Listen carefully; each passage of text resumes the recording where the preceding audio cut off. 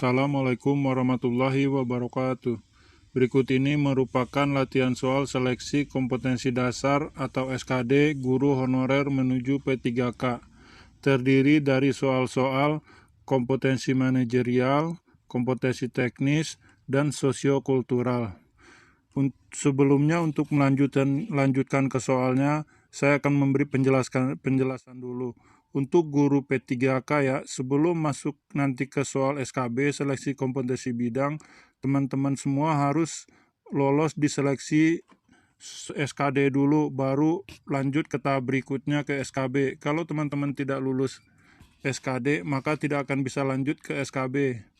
Begitulah alur pendaftarannya. Kita next, yang pertama ke soal kompetensi manajerial ya. 1. Psikologi keorganisasian merupakan ilmu yang membahas tentang perilaku A. Perilaku manusia dalam berorganisasi. B. Perilaku manusia dalam masyarakat. C. Perilaku manusia dengan lingkungan. D. Perilaku manusia berhubungan dengan manusia lain. C. Perilaku manusia untuk berproduksi. Perhatikan di sini yang ditanyakan ya, merupakan ilmu yang membahas tentang perilaku. Jadi psikologi keorganisasian merupakan ilmu yang membahas tentang perilaku, yaitu jawabannya A. Perilaku manusia dalam berorganisasi ya. Psikologi organisasi adalah bidang yang menggunakan metodologi ilmiah untuk lebih memahami perilaku individu dalam pengaturan organisasi. Pengetahuan ini diterapkan dalam berbagai cara untuk membantu fungsi organisasi supaya lebih efektif ya. Sekarang kita next ke soal nomor 2. Ketika Anda berselancar di internet, Anda menemukan artikel yang bisa membantu pekerjaan Anda dan rekan di kantor. Bagaimana sikap Anda? Perhatikan ya, ketika Anda menemukan artikel, terus bagaimana sikap Anda terhadap rekan di kantor? A. Memberitahu saat rapat. B. Memberitahu rekan kerja yang mau tahu saja. C. Memberitahu kepada rekan-rekan sekantor. D. Menerapkan dalam pekerjaan. E. Memberitahu rekan kerja yang dekat saja. Ketika Anda berselancar di internet, Anda menemukan artikel yang bisa membantu pekerjaan Anda dan rekan di kantor. Bagaimana sikap Anda? Yaitu sikap Anda yang harus semestinya ialah memberitahu saat rapat, gitu ya. Kalau di kantor ini yang ditanya posisi Anda di kantor ya, rekan di kantor ya. Jadi jawabannya adalah memberitahu saat rapat. Kita next ke soal nomor 3. Pertimbangan dalam memilih anggota tim di dalam pekerjaan adalah, perhatikan clue yang ditanyakan ya, pertimbangan yang ditanyakan. A. Pertimbangan pendapat atasan. B. Yang mau bergabung. C. Yang mudah bergaul dengan siapa saja. D. Yang sevisi saja. Atau E. Yang memiliki latar belakang yang berbeda. Jadi pertimbangan dalam memilih anggota tim di dalam pekerjaan adalah yaitu E. Memiliki latar belakang yang berbeda. Kenapa kita memilih teman yang memiliki latar belakang yang berbeda? Karena cenderung kejawaban ini dapat memperkaya perspektif atau sudut pandang dalam pengambilan keputusan. Jadi semakin bermacam-macam latar belakangnya, semakin banyak masukan. Kita next ke soal nomor 4. Saat presentasi di kantor, kelompok anggota yang seharusnya jadi pembicara tidak bisa datang.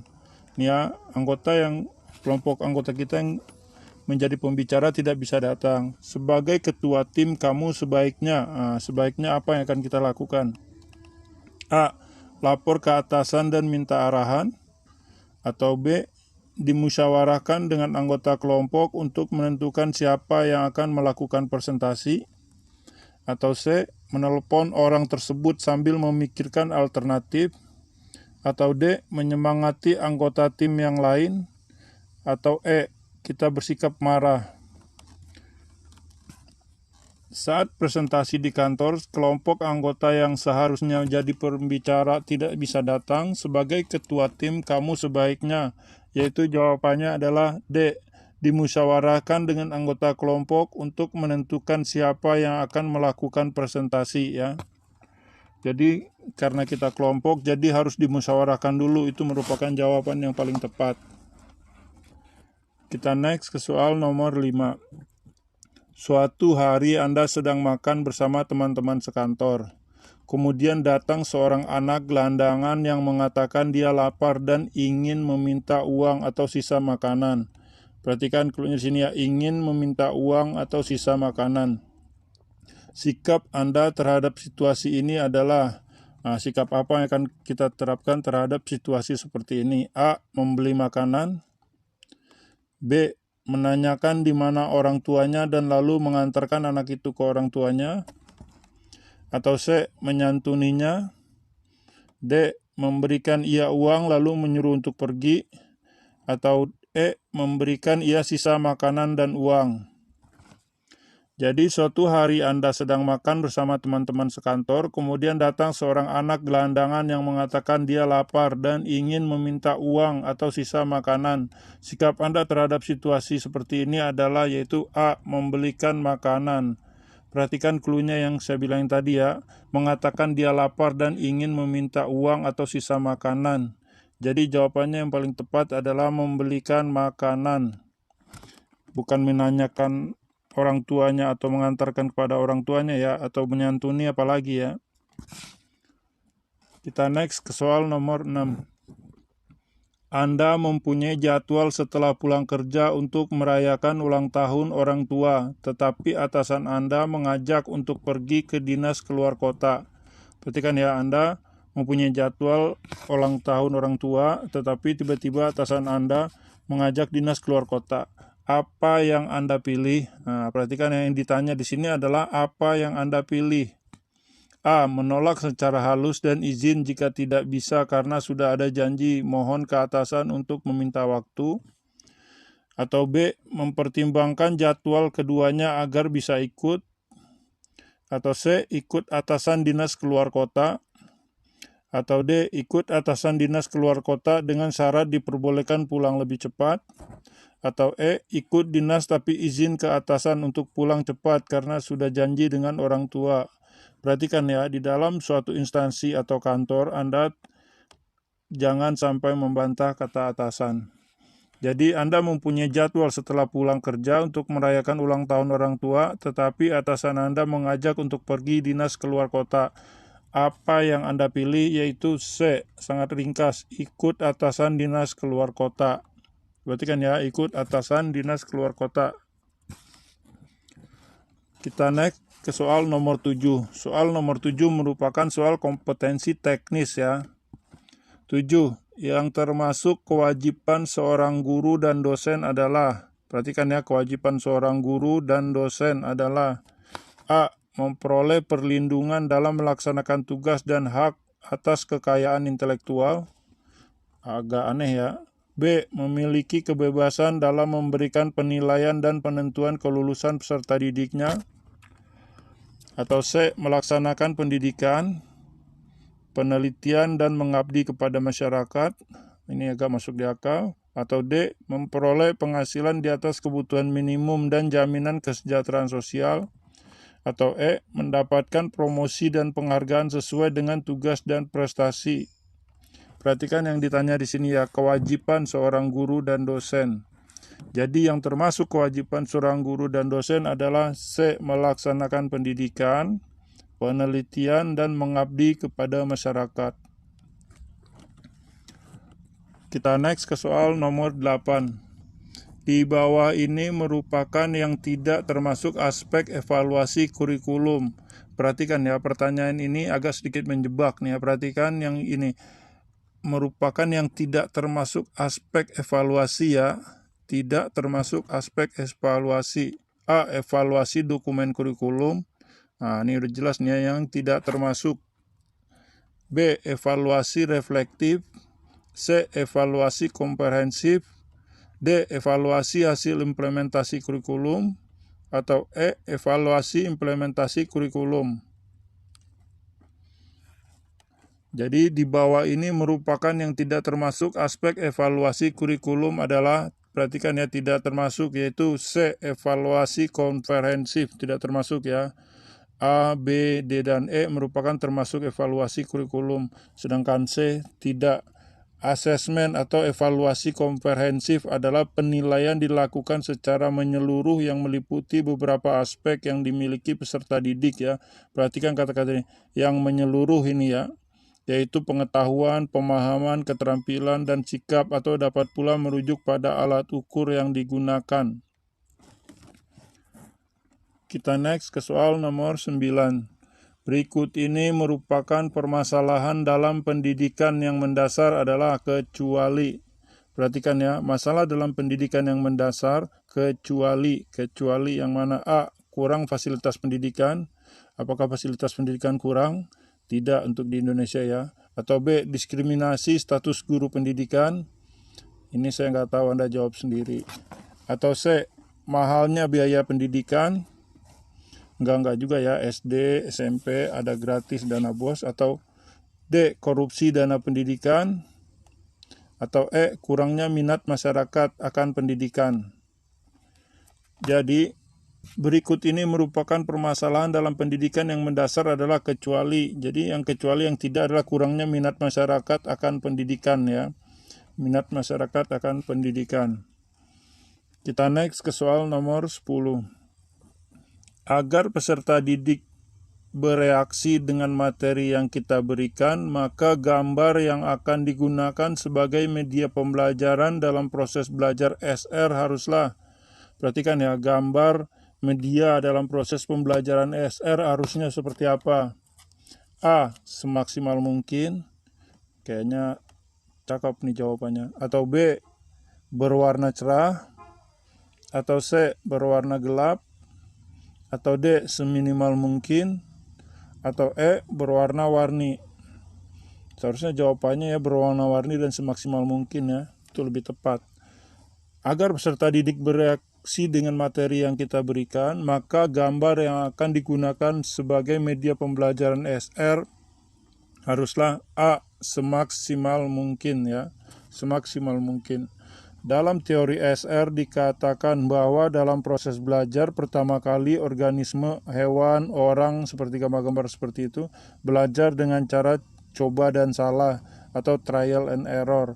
Berdasarkan pengalaman itulah maka pada saat menghadapi masalah yang serupa, organisme sudah tahu tingkah laku mana yang harus dikeluarkannya untuk memecahkan masalah. Ya, jadi harus semaksimal mungkin. Kita next ke soal nomor 11. Di bawah ini merupakan contoh akan adanya dampak dari keyakinan pada kemampuan diri seorang peserta didik, yaitu, perhatikan yang ditanya ya, dampak dari keyakinan pada kemampuan diri. Dampak dari keyakinan. A. Andi merasakan sakit perut karena akan mengikuti tes. B. Carlos merasakan pusing setelah mengerjakan tugas yang diberikan guru. C. Cinta dapat menyelesaikan tugasnya dengan bantuan orang tua. Atau D. Dendi menangis setelah berantem dengan Agus untuk merebut mengerjakan tugas. Atau E. Yuli malu bertanya ketika mendapatkan kesulitan memecahkan permasalahan soal yang diberikan guru. Jadi di bawah ini merupakan contoh akan adanya dampak dari keyakinan pada kemampuan diri seseorang peserta didik adalah, ini merupakan soal legend ya. Soal ini insya Allah biasanya pasti keluar. Yaitu A. Andi merasakan sakit perut karena akan mengikuti tes. Biasanya kita sebagai guru, kalau anak murid itu terlalu percaya diri, saat melakukan tes atau apa dipanggil biasanya sakit perut pengen ke WC atau ke kamar mandi seperti itu ya. Kita next ke soal nomor 12. Dalam menerapkan strategi pembelajaran berbasis multiple intelijensi, ada langkah-langkah yang dapat digunakan antara lain. Perhatikan yang ditanya, langkah-langkah yang dapat digunakan antara lain A. Memberdayakan semua intelijensi yang dimiliki peserta didik. B. Menyediakan fasilitas yang lengkap untuk semua jenis kecerdasan. C. Memberikan fasilitas sederhana sebagai penunjang kecerdasan peserta didik. Atau D. Membuat kebijakan baru mengenai strategi pembelajaran. Atau E. Mengkaji kembali apa yang telah dipelajari oleh peserta didik. Yaitu dalam menerapkan strategi pembelajaran berbasis multiple intelligency, ada langkah-langkah yang dapat digunakan antara lain, yaitu jawabannya adalah A. Memberdayakan semua intelijensi yang dimiliki peserta didik. Pokoknya memberdayakan semua intelijensi ya.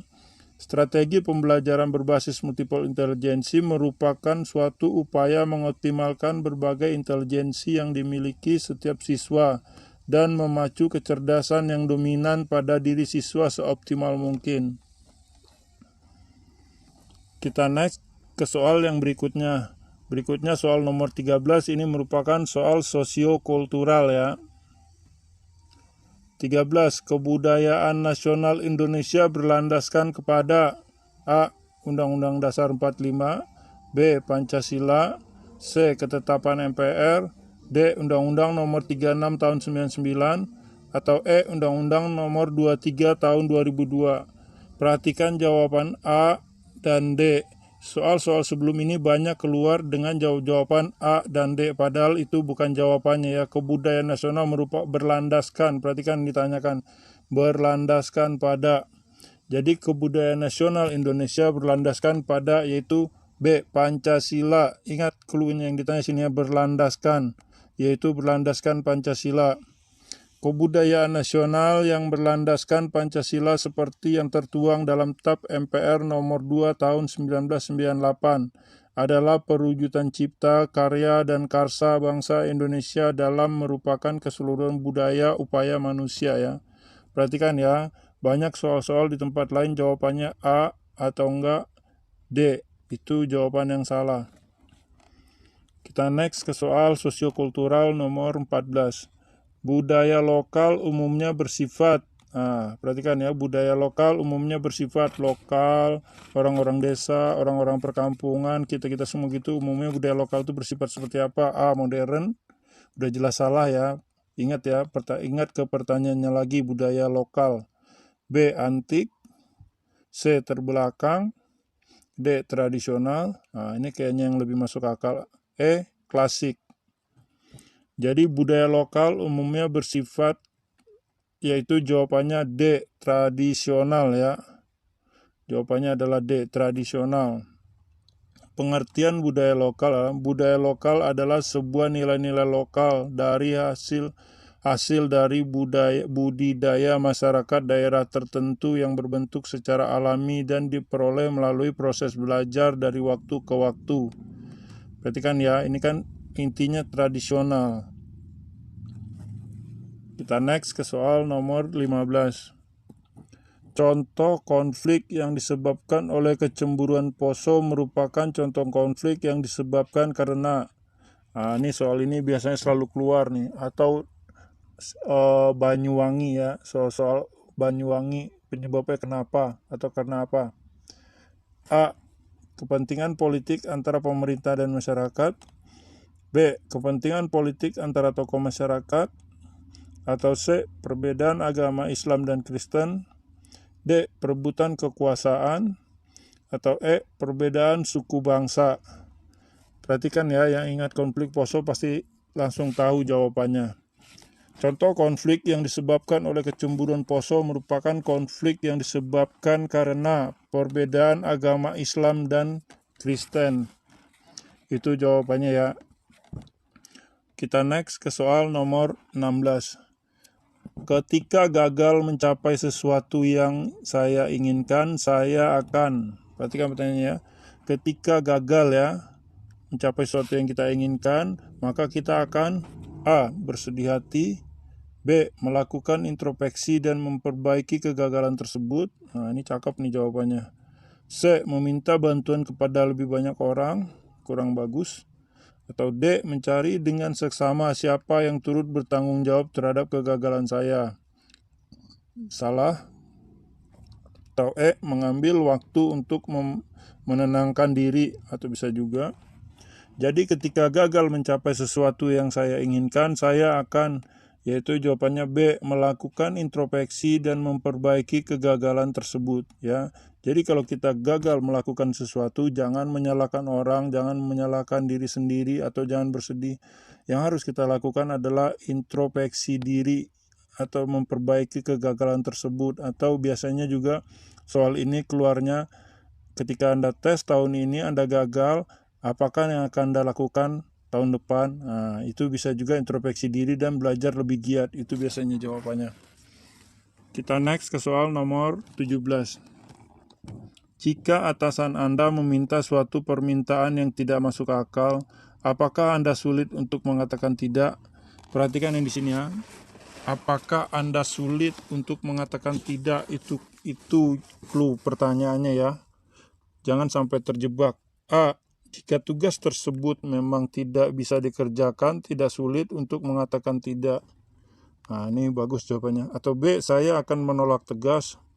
Jangan seperti itu. Atau C.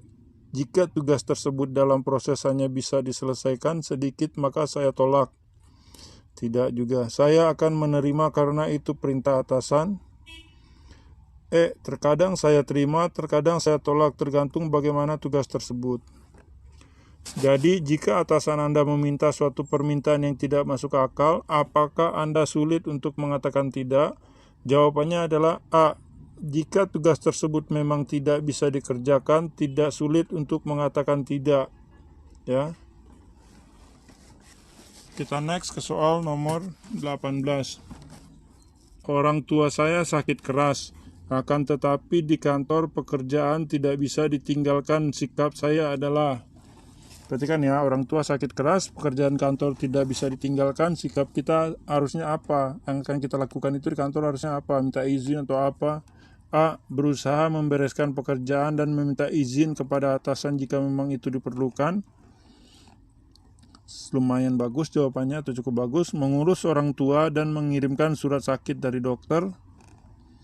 Atau C. Tidak masuk kerja dan memberikan surat izin. Atau D. Bekerja ke kantor seperti biasa dan menghubungi orang tua setiap waktu di tempat kerja. Wah, ini bisa mengganggu pekerjaan. Atau E. Datang ke kantor agak siangan dan menjelaskan kepada atasan bahwa orang tua sakit. Jawabannya hampir mirip-mirip ya. Perhatikan jawaban yang paling sempurna. Jadi orang tua saya sakit keras, akan tetapi di kantor pekerjaan tidak bisa ditinggalkan. Sikap saya adalah, yaitu A. Berusaha membesarkan pekerjaan dan meminta izin kepada atasan jika memang itu diperlukan. Perhatikan ya, berusaha membereskan pekerjaan dulu, baru minta izin, dan minta izin pada atasan jika memang itu diperlukan. Oke, sekian soal-soalnya ya. Terima kasih sudah mampir ke channel kami Marvin Studi. Semoga ilmunya bermanfaat dan lulus P3K-nya nanti dari guru honorer menjadi guru P3K.